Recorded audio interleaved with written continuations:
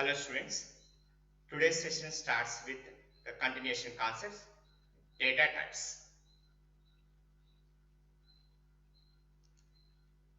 Now data type means the type of the value stored in a variable is called its data type. In general, different types of values are available such as characters, integers, real values, strings, etc. Now to store those values, we must specify the data type of each and every variable. Hence we go for data type concept. In C language, data types are classified into three types as primitive or basic or built-in data types, derived data types, and user-defined data types. Primitive data types are also known as basic or built-in data types. Here, four data types are available such as char, int, float, and double. These four data types are known as primitive data types. Array, function, and pointer. These three data types are known as derived data types. Structure, union, and enumeration. These three data types are known as user-defined data types. At this stage, we discuss only primitive data types.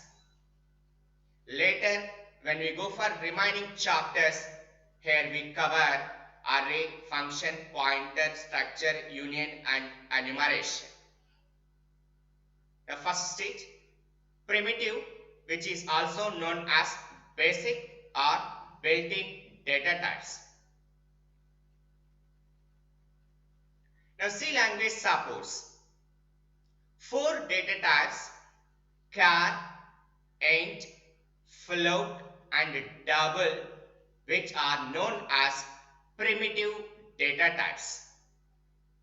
Char, int, float, and double are known as primitive data types. Primitive data types are used to store ordinary values such as character, integer, and real values. So when we observe these data types, specifically char is a data type used to store character values.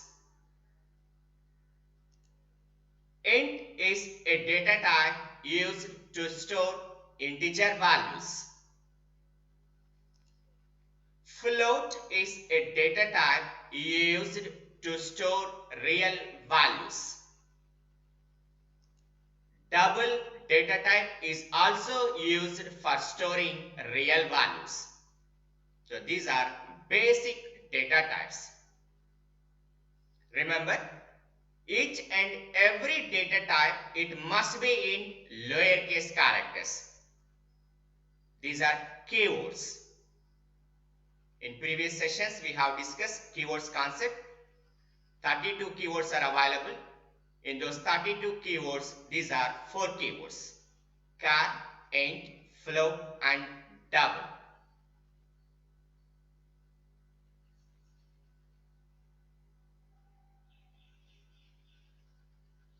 Now, in general, the data types are placed along with variable names. Then only it produces a specific meaning.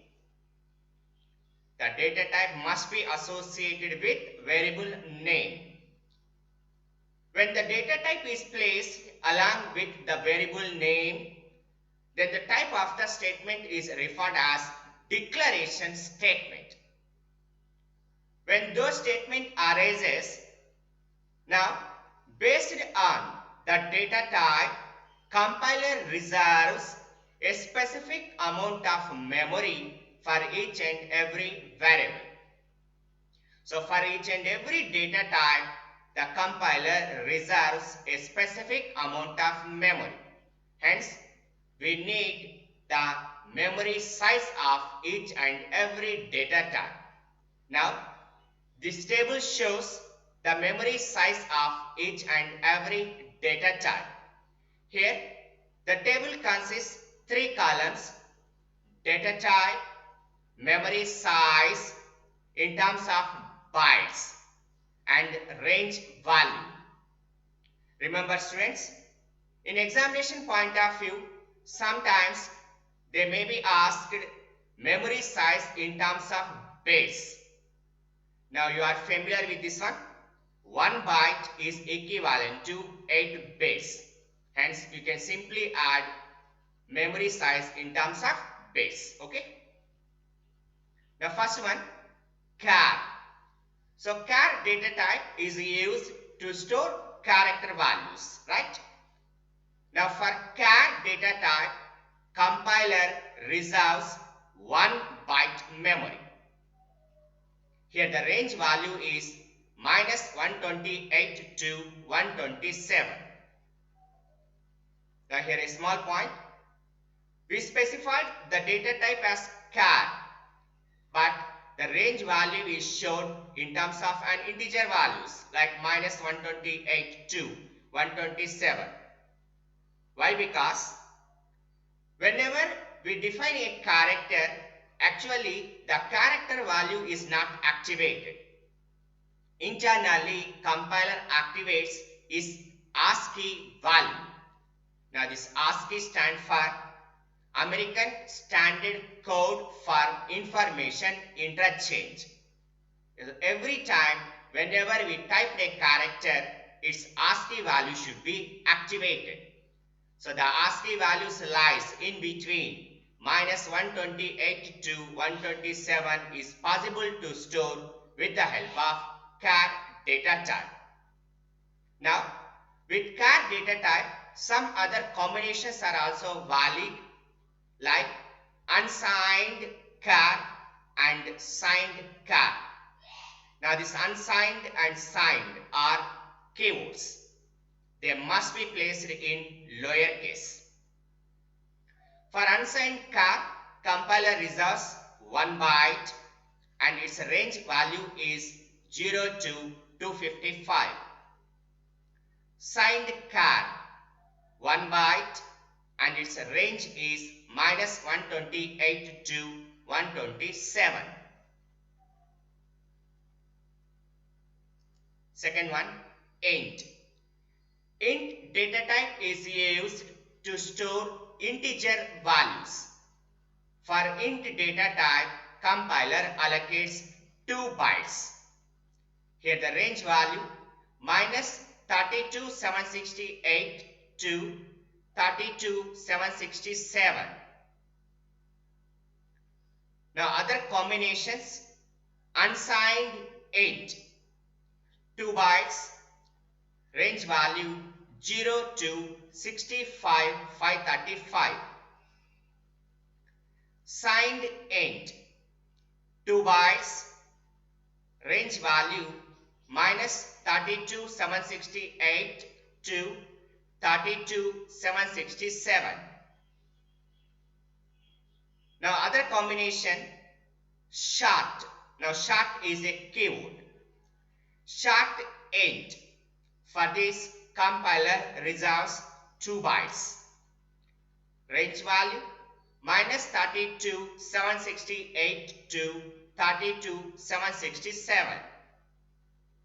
Unsigned short int, 2 bytes, range value 0 to 65535.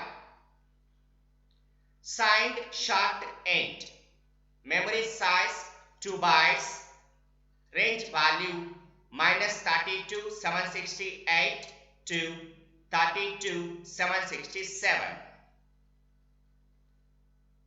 Other combination, long. Long is a keyword. Long int.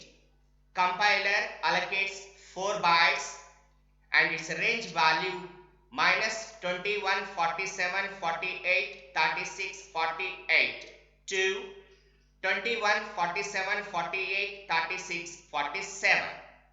Such a huge value is possible to store with the help of long int data type. Students, remember one important point. Whenever we add a long data type with the existing data type, compiler reserves an additional 2 bytes of memory. Now, integer point of view, 2 bytes. When we add long, now it becomes 2 plus 2. Hence, the memory size is 4 bytes. Then other combinations, unsigned long int, 4 bytes, and its range value is 0 to 42, 94, 96, 72, 95. Signed long int, 4 bytes, and its range value is minus 21, 47, 48, 36, 48 to 21, 47, 48, 36, 47. Now these are int combinations.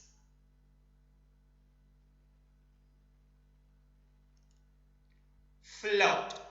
Now float is a data type used to store real values.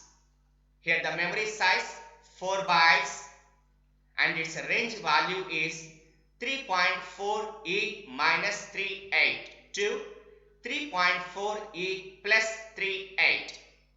Now here the value is represented in terms of exponential format. Float does not allow any other combinations. The fourth one, double. Double is also used to store real values. Here the memory size is 8 bytes. The range value 1.7e minus 308 to 1.7e plus 308. Now double data type allows one combination, long double. Memory size is 10 bytes and range value is 3.4e minus 4932 to 1.1e plus 4932. Now this table shows the memory size of each and every data type. Here the number of combinations are available, but students remember the 4 basic data type memory sizes: char, int, float and double. Char 1 byte, int 2 bytes, float 4 bytes and double 8 bytes. Okay. Now finally, here primitive data types are completed, right? So the type of the value stored in a variable is called data type. Okay. So 4 primitive data types are available, such as char, int, float and double. Char is used to store character values. Int is used to store integer values. Float and double is used to store real values. So based on the type of the application, we use those data types. Now, derived data types and user-defined data types are collectively known as complex data types. These data types are created by the user with different combinations of primitive data types, and those are designed based on the type of the applications. Now later we discuss derived and user defined data types. Here data types concept complete.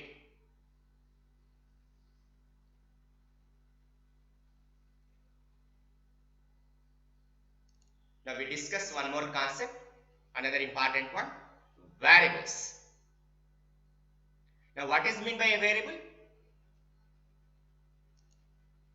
A variable is a quantity that can change during the program execution. So it is possible to change. Okay. Let us consider this example. X plus y equivalent to 10.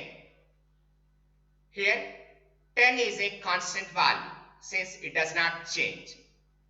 Here x and y values are changed, hence these are treated as variables. While designing a C program, we use different types of variables. Hence, we need how to design a variable. Now, declaration of variables.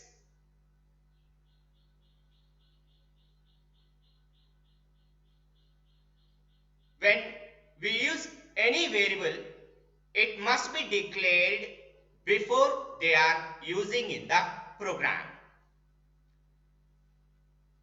And declaration of a variable statement is treated as declaration statement. In general, the declaration statement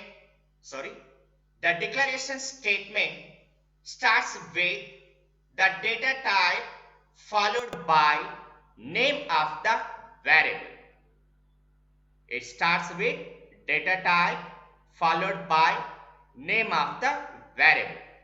Now when the statement arises, now it directs the compiler to allocate sufficient amount of memory for the variable. Now observe the general format of declaring a variable. Now this one syntax. Remember, the syntax refers to the way of writing. Hence, we must be familiar each and every syntax of C programming language. Now syntax, data type, we must provide one space, then variable name. The variable name is also referred as identifier. Okay, data type space variable name. We must provide space in between data type and variable name, otherwise it produces compilation error. Let us this example. Int x, float y. Here we declare two variables, x and y. X is declared with int data type and p is declared with float data type. Here the meaning, x is capable to store integer value, p is capable to store real value. So when the declaration statement arises, now it is an intimation to the compiler to reserve sufficient amount of memory. Now based on the data types, x is an integer data type, hence 2 bytes of memory is reserved for x. P is a float data type, hence 4 bytes of memory is reserved for P. Now this one, memory allocation for x and y variables. So 2 bytes is specifically reserved for x and 4 bytes is specifically reserved for P. Now this statement is referred as declaration statement. Okay. Later we place some values inside x and p. Now, previously we declare only one variable. Suppose if multiple variables are available with same data type, assume x, y and z. all are integer variables. Then, based on the previous syntax, we declare the statements as int x, int y and int z. But such number of declarations are not necessary. If multiple variables of same data types are occurred, then the variables can be declared within a single statement. For this, use the syntax as, now this format, syntax, data type, space, identifier 1, comma, identifier 2, comma, and so on, identifier n. And the declaration statement must be ended with a semicolon. Okay, here the identifier names are separated with comma operator. Comma operator. Let us consider this example. Int x comma y comma z. Declaration statement must be ends with a semicolon.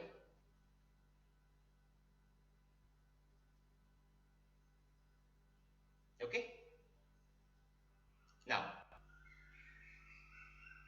it shows rules for constructing variable names or identifiers. So while defining the name of the variable, some basic rules are available. We must follow those rules. Now observe, first one, the first character in the variable name must be an alphabet.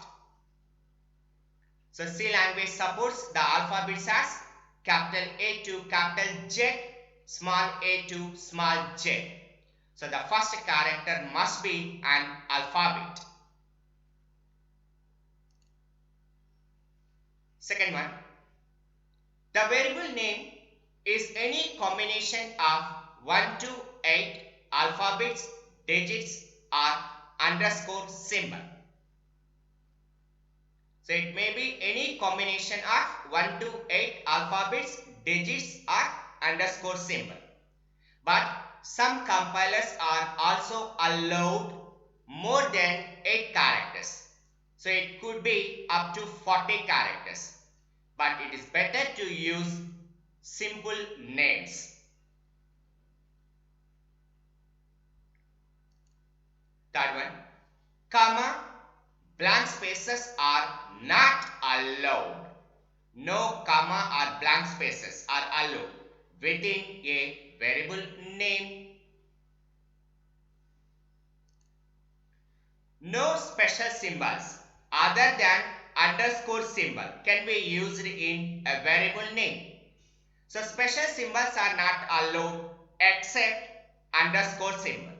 Remember one important point. Here, the first character in the variable name must be an alphabet. The variable name also starts with an underscore symbol. It also starts with an underscore symbol. Other special symbols are not allowed.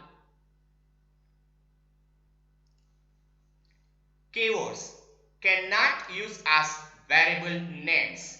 Since variable name refers to identifier and these are defined by the users. Keywords are defined by system compiler. Hence keywords are not used as variable names. Now consider some examples. Now sum. Here the first character starts with an alphabet. Okay. Here there is no any special symbols. Hence it is a valid statement. This one. It's an invalid statement. Since the first character is a digit, it violates the rules of variable names. Hence the statement is invalid. Sum two values is valid. Is a combination of alphabets and digits. The first character is an alphabet. Is valid. Underscore sum is valid. Underscore is valid. And it is also placed as the first character. Hence, it is a valid variable name. Okay. Now, last one, initialization of variables. In previous declaration statement, compiler allocates sufficient memory. After allocating the memory, by default, the memory location is filled with garbage value. The garbage value refers to unnecessary value. It is not necessary for the user. Apart from this, how to place a value inside the variable by the user. For this, there are two possible ways: initialization and the way of reading a value in runtime. So at this stage, we discuss initialization concept.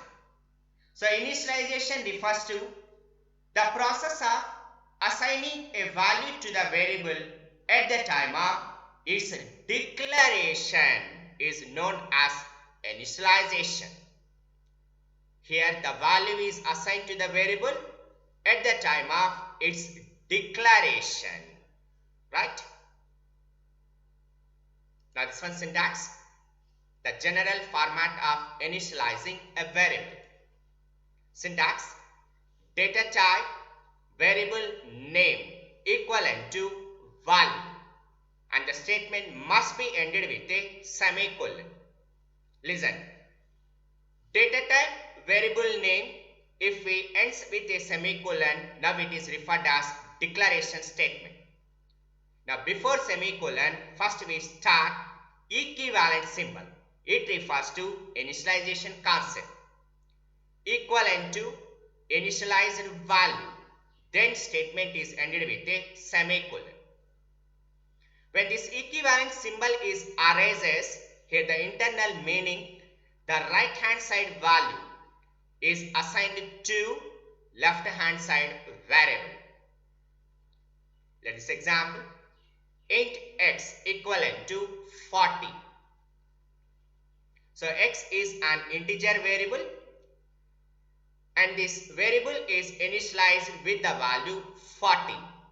Now when the statement arises, now compiler reserves 2 bytes memory for the variable x, and this memory location is initialized with the value 40.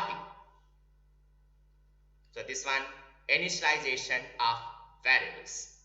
Okay, students, we will close this session here, and in next session we go for some other concepts. Okay, thank you one and all.